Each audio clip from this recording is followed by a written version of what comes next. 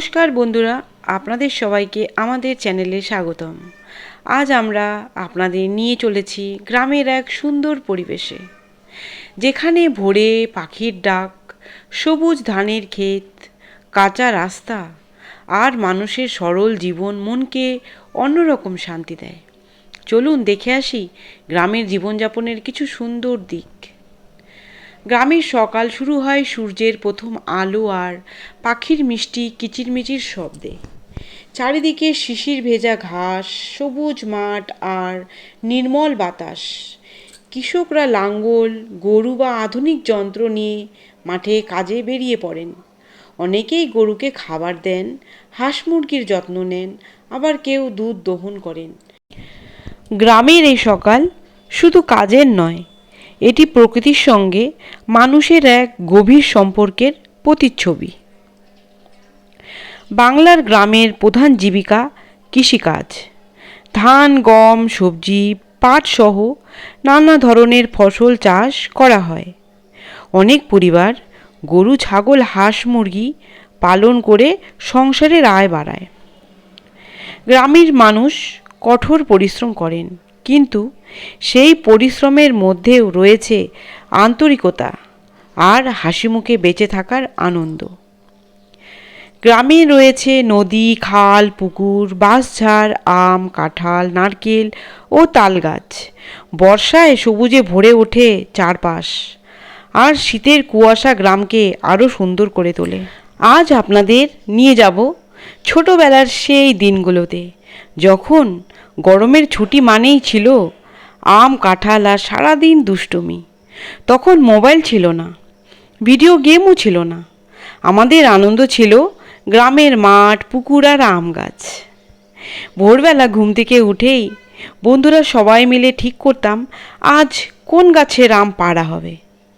কারো হাতে থাকতো বাঁশের লম্বা লাগি, কেউ আবার ছোট ছোট পাথর কুড়িয়ে রাখত। গাছের নিচে দাঁড়িয়ে নিশানা করে আম ফেলার চেষ্টা। সেই আনন্দ আজকের দিনে কোথায়? যেই একটা আম টুপ করে মাটিতে পড়তো, সবাই একসঙ্গে দৌড়ে যেতাম কে আগে তুলে নেবে। সেই নিয়ে হাসি ঠাট্টা, কখনো আবার ছোটোখাটো ঝগড়াও হতো। কিন্তু 5 মিনিট পরেই আবার সবাই একসঙ্গে বসে সেই কাঁচা আম লবণ মরিচ দিয়ে খেতাম। অনেক সময় গাছের মালিক দেখে ফেললে আমরা দৌড়ে পালাতাম। তখন মনে হতো যেন কি বড় একটা অভিযান করে ফেলেছি। পরে অবশ্য অনেক সময় কাকু বা দাদু নিজেরাই ডেকে বলতেন, এসো আমি নিজেই আম পেড়ে দিচ্ছি। গাছে উঠে আম পাড়ার সময় কতবার যে জামা ছিঁড়েছে, হাত পা কেটেছে, তবুও পরের দিন আবার একই উৎসাহে গাছে উঠে পড়তাম, কারণ সেই আনন্দের কোনো তুলনা ছিল না। আজ সময় বদলে গেছে, এখন অনেকেই বাজার থেকে আম কিনে খায়, কিন্তু নিজের হাতে গাছ থেকে পাড়া টাটকা আমের স্বাদ আর ছোটবেলার সেই হাসি আনন্দ আজও মনকে নাড়া দেয়। বন্ধুরা, আপনাদেরও যদি ছোটবেলার আম পাড়ার এমন কোনো মজার স্মৃতি থাকে, তাহলে অবশ্যই কমেন্টে লিখে জানাবেন।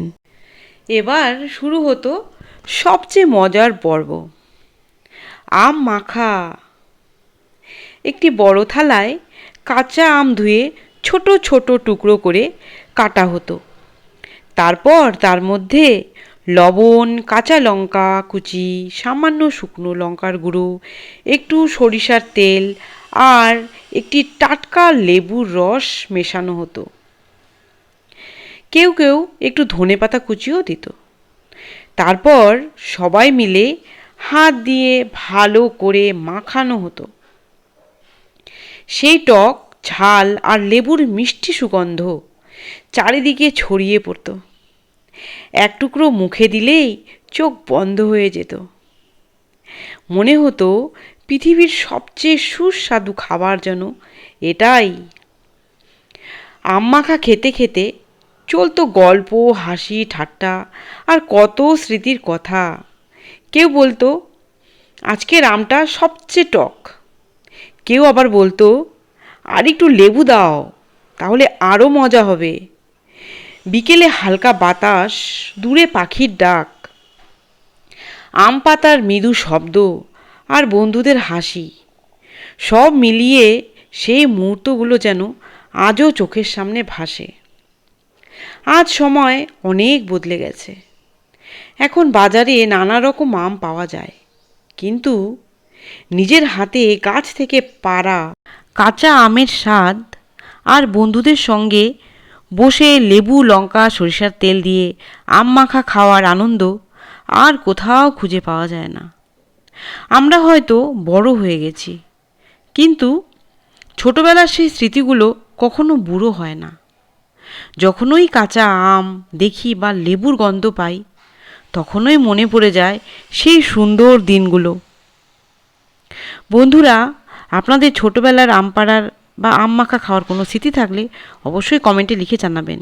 তো বন্ধুরা, এত সময় ধরে দেখলেন আপনারা আমাদের বাড়ির গাছে কত আম ধরেছে।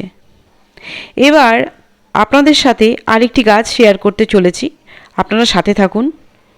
এই যে দেখছেন গাছটা একেবারে লেবুতে ভরে গেছে। সবুজ পাতার ফাঁকে ফাঁকে ঝুলছে হলুদ আর সবুজ রঙের সুন্দর লেবু। নিজের হাতে গাছ থেকে লেবু পাড়ার আনন্দ সত্যিই অন্যরকম। মনে হয় যেন প্রকৃতি নিজের হাতে আমাদের জন্য উপহার সাজিয়ে রেখেছে। এক একটা করে লেবু পাড়ছি, আর চারিদিকে ছড়িয়ে পড়ছে লেবুর টাটকা সুগন্ধ। এই গন্ধে যেন মনটাই সতেজ হয়ে যায়।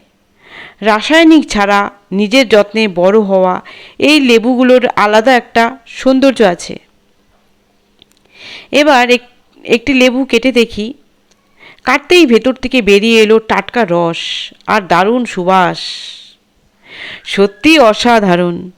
এই লেবুর রস যদি এক গ্লাস ঠান্ডা জলে মিশিয়ে খাওয়া যায় অথবা কাঁচা আমের সঙ্গে মাখিয়ে খাওয়া যায়, তাহলে তার স্বাদ ভাষায় প্রকাশ করা কঠিন। বাড়ির গাছের ফলের মধ্যে শুধু স্বাদ নয়, থাকে অনেক ভালোবাসা আর পরিশ্রমের গল্প। প্রতিদিন জল দেওয়া, গাছের যত্ন নেওয়া, নতুন ফুল আসার অপেক্ষা, সব মিলিয়ে এই লেবু আমাদের কাছে খুবই বিশেষ।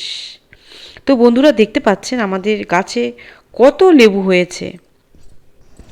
এই দেখুন টাটকা টাটকা সবুজ সবুজ লেবু।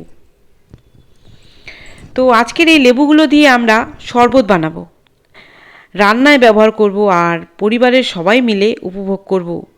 নিজের বাড়ির গাছের ফল খাওয়ার আনন্দ সত্যিই আলাদা।